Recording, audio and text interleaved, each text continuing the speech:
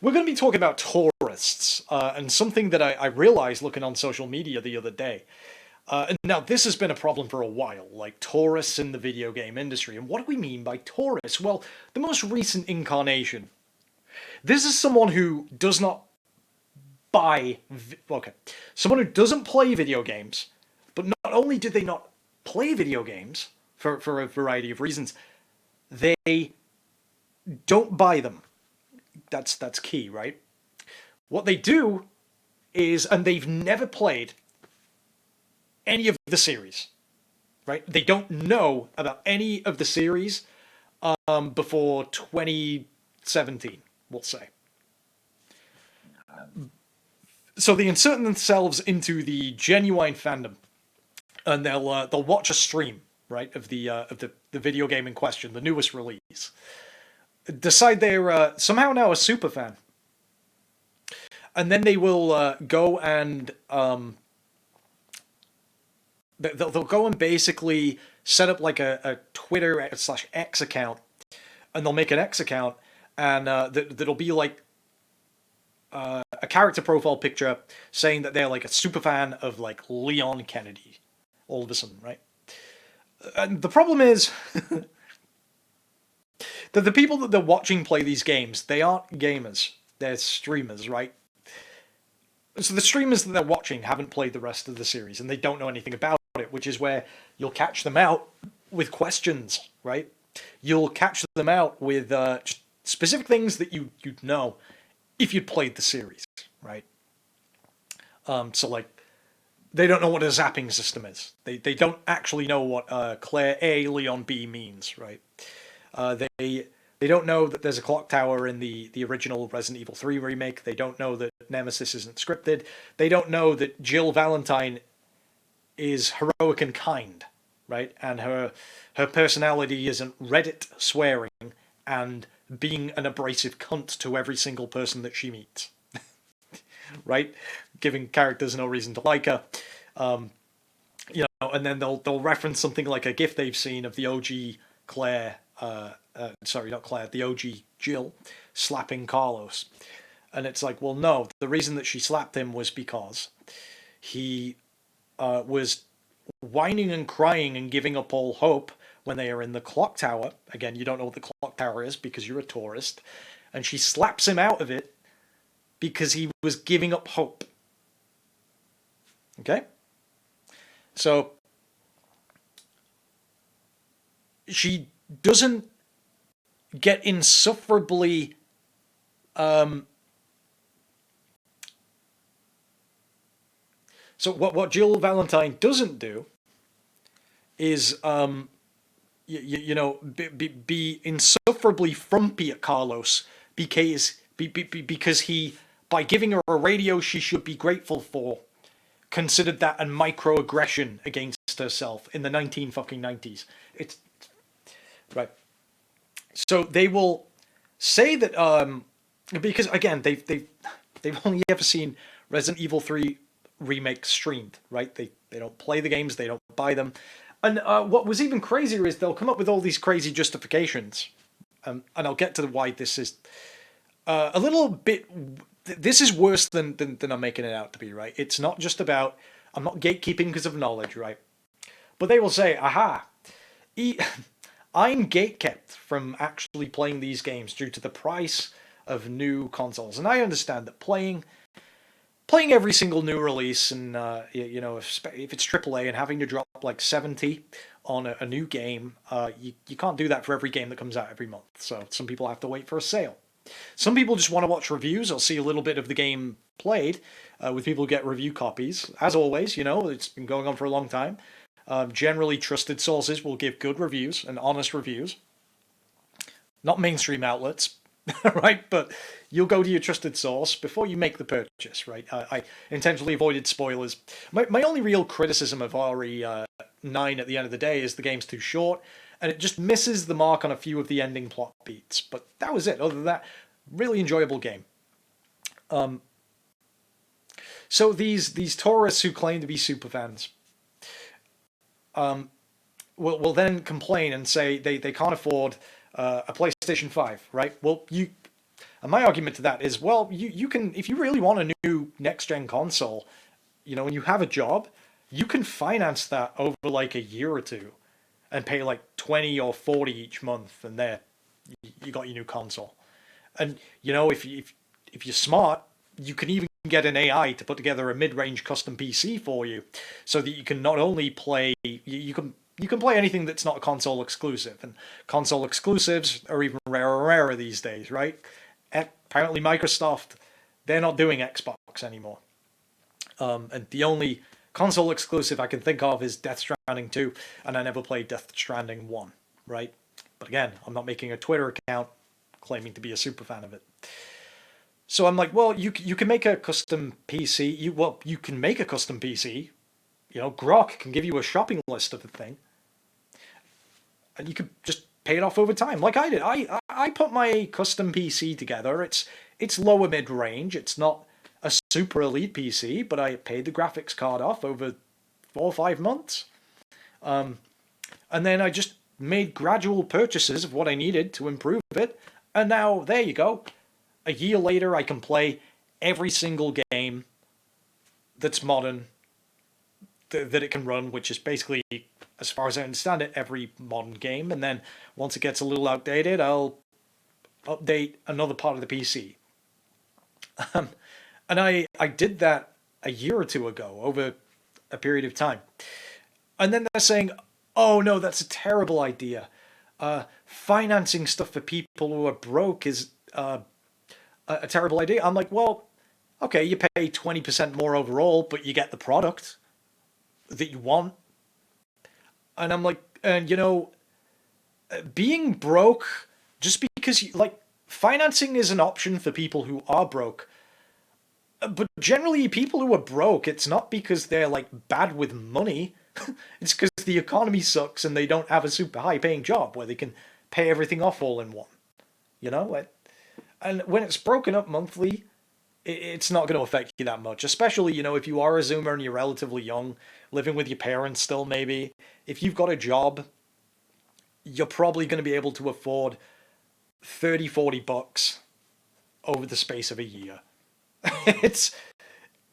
It's not going to turn your life upside down. But for the people who are truly broke, they don't have a job, they're unemployed, they can't afford the new release or to upgrade any of their shit. Sorry you're in that situation. So I understand then, in that instance, why someone would maybe just watch streams, if they can't experience the game directly, right? That makes kind of makes sense to me. But then these people, here's the other side of that. Every single other Resident Evil game is always on sale for like 20. Everything before Resident Evil 7 you can emulate for free on a potato these days. So there's no excuse to not know anything about the series. And then there's shippers and, oh, Leon had a wedding ring in the concept art, therefore, who is he married to? I said Cindy from Outbreak. Again, tourists don't know. Right? But people think it's Claire, fair enough. Or Sherry, she's like 40 now. If they were separated for a time and then reunited, who cares? And Jill, he could be married to Jill, but even though they've never interacted. So it would probably make more sense for it to be Claire or Ada, even though I think the whole point of Ada is that she's a femme fatale and, they flirt, but they're never going to get together, right? But they do care about each other, so that would be the end of an arc, right? But then again, Leon's like 50 now. Maybe it's time he settled down. But a lot of other people were saying it can be some random NPC who makes him happy, who we've never met before. That's fine. Let the guy have a life at home. I'm happy with that. It doesn't have to be a named character, right? Where does this get insidious and annoying? So where this gets insidious and annoying, the key is these people don't actually know anything about the series. They only know about the recent release. These people don't know who Chris Redfield is. They think he's a random guy who showed up at the end of 8, and most of them didn't even play that far into 8, if they've even watched 8 on a stream. They've probably actually not even done that. They've probably seen Resident Evil 4 Remake, and Leon, and they don't know who Chris Redfield is. I like both. I think they're both great action heroes. But Leon has floppy hair, so he's the coolest guy ever, right? Um, so they come into the fandom of established fans knowing nothing about the series, not actually buying or playing any of the games. They've only seen the recent stream of the most recent game, decided they're a super fan. Mainly because they think one character's hot, not because they've got any interest in the series beyond that. And then they start making demands. They start making demands and changes to accommodate their personal politics that they only started like adopting and believing in last week, right? And they get mad at all the games for not fitting to their strange to most normal people personal politics. Games that released like 30 years ago. Even though if you're trying to justify Jill in the remake, it's an objective downgrade to a character, right? Which you'd think it would be obvious, but I guess if you're a strange individual, you're not gonna know that, right? So they'll stop making demands, and this is not like theory anymore. This is well documented and present, and basically all the ones that start putting weird politics into the games, well, those IPs go bust because the people making the demands and the changes don't actually play the fucking games, and they don't buy the games. They're not invested in the series. So I really hope Capcom does not listen to the tourists who don't buy the games. And as far as Resident Evil 9 goes, it doesn't seem like they did. It seems like they did something that pleased most people, right? So, like, the new remakes of, like, Concord tried to do it. Made strange character designs. For some weird reason, a lot of these people, posers, tourists, right? Even tourist streaming, demand that, so Leon's really hot and they're all getting wet over him. And then they'll demand that, they'll then say that if there's any attractive women or appealing looking women in games, that means that the people who like that and developed it hate women. Now, my argument there is, if you're highlighting the attractive features of women, clearly you don't hate them, you probably like them. If you're making all men be bumbling and incompetent fucking idiots, you probably hate men. And if you're drawing men to be really unattractive, you probably hate men. And so on, I would say. So I'd say, they say misogyny, which means hatred of women, right? So if you're drawing women to be attractive and appealing and pleasant, you probably don't hate them. And the thing is, as much as they'll complain that... So to me, so the new Fable, right, they've made really ugly, horrendous-looking female characters from the previews in that game. And that just tells me they don't like women all that much. And apparently in the new Gothic remake, Gothic is this kind of cult classic from yay back. It had really bad sequels, but it was about this medieval world where you're stuck in a penal... It's like an action RPG. You're stuck in this medieval penal colony. You got to get out of it and figure out what's going on. And it gave like enough negative space writing, right, for people to like want to know more. So they did a couple of sequels. But it had its standard 80s like Frank Frazetta, chainmail bikinis for a lot of the characters. And then in this remake, they're just showing really ugly looking female characters everywhere. And I'm like, who does this appeal to? Because this... One thing you'll notice is the people making these demands of these changes in the industry into these series, they never draw themselves or depict themselves as they are. No, they always make themselves look like pretty anime characters, right? Never like troglodytes. Even though a lot of them generally do look like troglodytes. Not all, but a lot. And it's like, so...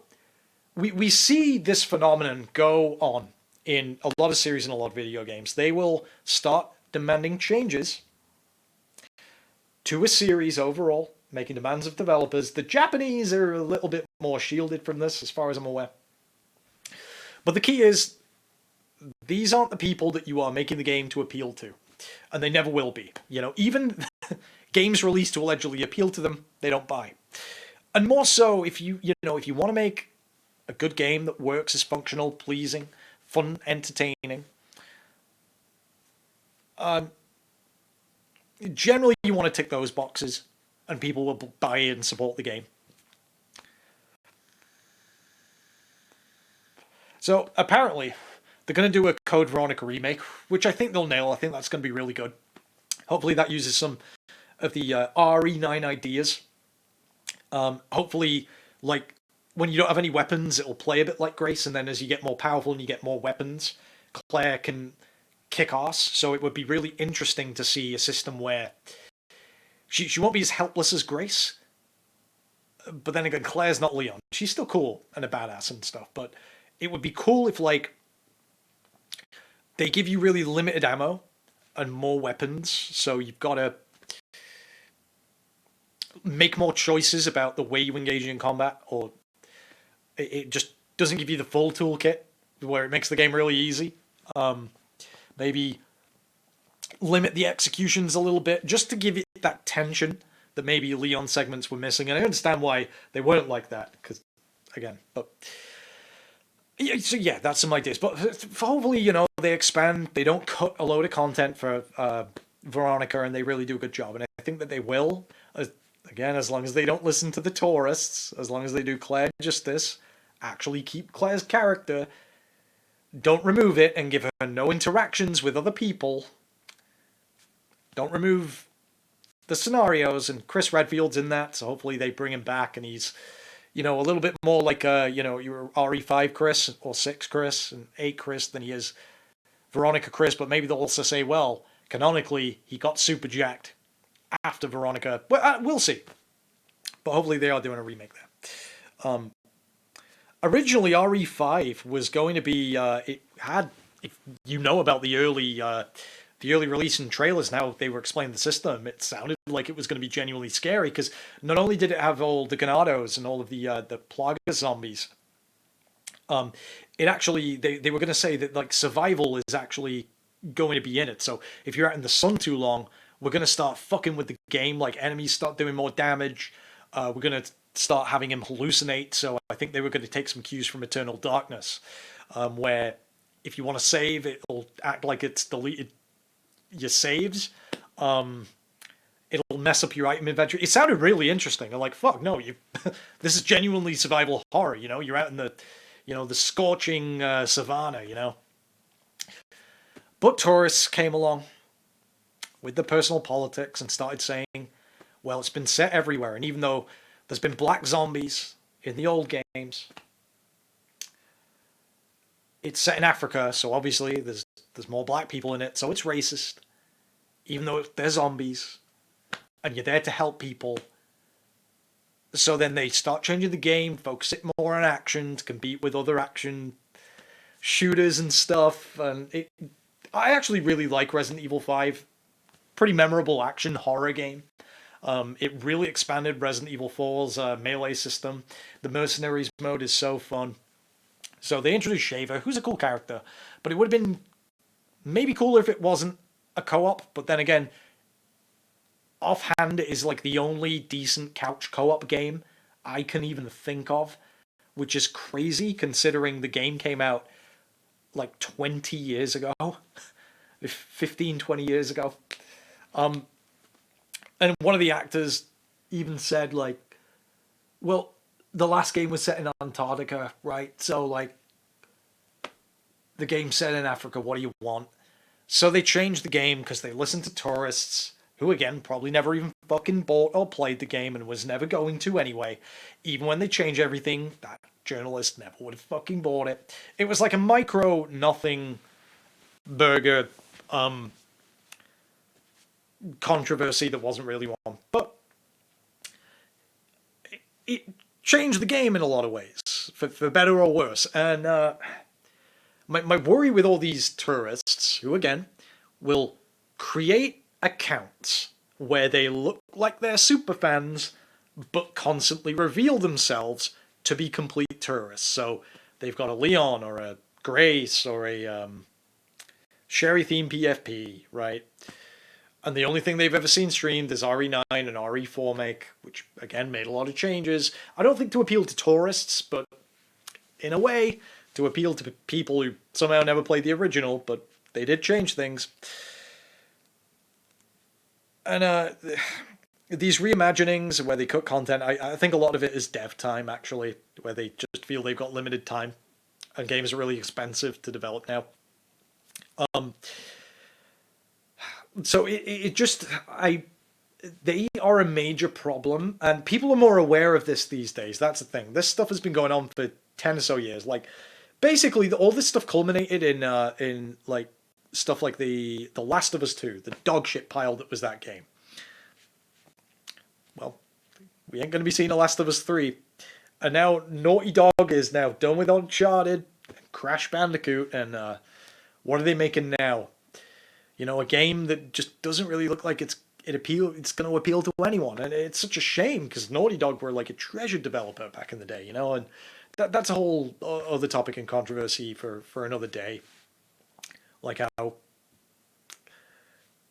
you know, Neil Druckmann, this ally, pushed Amy Hennig, the writer of Legacy of Kain, a woman, and a lot of Uncharted. And people think maybe quite a bit of The Last of Us. They pushed him out. Sorry, pushed her out. And he replaced them. And then he makes The Last of Us TV show. Or was I think he was a big contributor to it. Which is objectively inferior to the game. Do you know how I know this? This game came out in 2012, 13. My buddy, who hadn't played the game, watched the show and called me up and started talking to me about it. Me assuming he played the game as well. So we have like an extensive conversation going on like half an hour, and he's nodding along, and I'm acting like he's played the game. And then we finally get to a point where I go, but you've played the game, right? He goes, no. You watch a stream of the game, right? No. So how the fuck are you talking to me for half an hour about the fucking Last of Us, bro? So I go, right, we're going to watch it right now, and you tell me, and I just want to see your reaction, right? So with him, the like opening half an hour of just, again, not a streamer, just someone uploading the playthrough of the game with no commentary. We watched the opening like 10, 20 minutes of The Last of Us, you know? And I remember back in the conversation on the phone, but just when about the TV series, I said, did it make you cry? He went, no. I'm like, really? Huh. I then hear my buddy at the end of the first game's cutscene, because the acting and everything was so good and so much fucking better. The guy is, he's quietly sobbing. Right? But again, The Last of Us 1, not made to appeal to tourists. So much better and higher quality than the Netflix show, which was made 15 years later, added a bunch of fluff, started trying to appeal to tourists.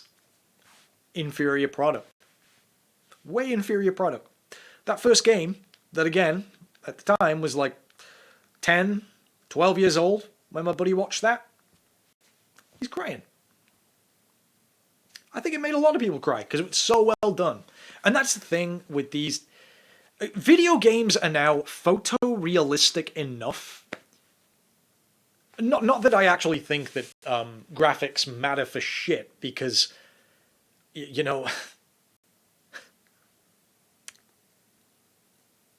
like art direction's forever, graphics are temporary, right? But video games for like 10 or 15 years now, at least 20, if not 20 years, have been photorealistic enough that doing a movie recreation or TV show recreation of what has been accomplished already is just always going to be a pale imitation. A pale imitation of of what came previously. I just thought that was interesting. But look, the bottom line is tourists, they don't play a game, they don't buy them, and then they make demands of a series to change, to cater to their current personal politics. So devs will then spend years sinking tons of money into changing things to appeal to these people who then still don't buy the game, and then the series and the studio and the game collapses. That's why tourists are a problem.